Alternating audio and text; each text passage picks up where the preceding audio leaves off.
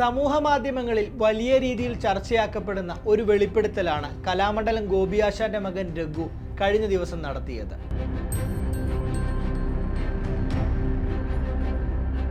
തൃശൂരിലെ NDA സ്ഥാനാർത്ഥി സുരേഷ് ഗോപിക്ക് വേണ്ടി കഥകളി ആചാര്യൻ കലാമണ്ഡലം ഗോപിയാശാനെ സ്വാധീനിക്കാൻ ഒരു പ്രമുഖ ഡോക്ടർ ശ്രമിച്ചുവെന്നായിരുന്നു രഘുവിന്റെ തുറന്നു പറച്ചിൽ.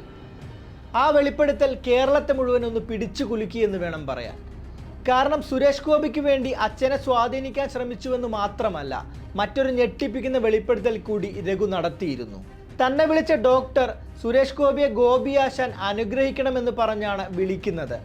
എന്നാൽ അത് പറ്റില്ല എന്ന് അറിയിച്ചപ്പോൾ ആശാന് പത്മഭൂഷണൊക്കെ കിട്ടണ്ടേ എന്നായിരുന്നു ചോദിച്ചത്. അങ്ങനെ ലഭിക്കുന്ന ഒരു അവാർഡും തനിക്ക് വേണ്ടെന്ന് അപ്പോൾ തന്നെ അച്ഛൻ ആ ഡോക്ടറെ അറിയിച്ചുവെന്നും മകൻ രഘു പറഞ്ഞിരുന്നു. നിസ്സാരമായി തള്ളിക്കളയേണ്ട ഒരു വിഷയമേ അല്ല ഇത്.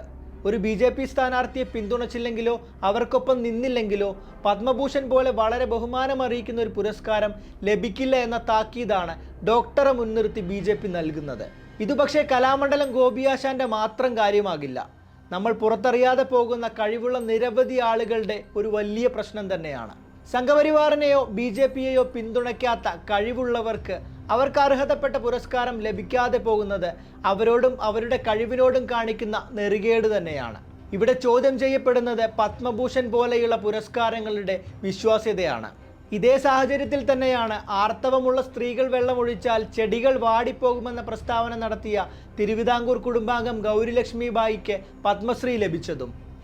എവിടെയാണ് സാധാരണക്കാർ വിശ്വാസമർപ്പിക്കേണ്ടത് എന്ന ചോദ്യമാണ് ഇത്തരം സാഹചര്യങ്ങൾ ബാക്കി വെക്കുന്നത്. തൻ്റെ കഴിവിൽ വിശ്വാസമുള്ളയാൾക്ക് പലരെയും സേവിക്കാത്തത് കൊണ്ട് മാത്രം അംഗീകാരം ലഭിക്കാതെ പോകുമ്പോൾ നിസ്സഹായരാകുന്നത് നമുക്ക് ചുറ്റുമുള്ള സാധാരണക്കാരാണ്. അവർക്ക് മറുപടി ലഭിക്കേണ്ടത് ഈ സാഹചര്യത്തിൽ അനിവാര്യവുമാണ്. ആരും ആരുടെയും അടിമകളല്ല. കലാകാരന്മാരെ വിലയ്ക്ക് വാങ്ങാമെന്ന മോഹം BJPയുടെ അന്തഃപുരങ്ങളിൽ മാത്രം ഒതുങ്ങുകയേ ഉള്ളൂ. കേരളത്തിൽ ആ ഉത്തരേന്ത്യൻ പരിപ്പ് വേവില്ല. കാരണം ഇത് ഗോപിയാശാന്മാരുടെ മണ്ണാണ്. ഇത് കേരളമാണ്.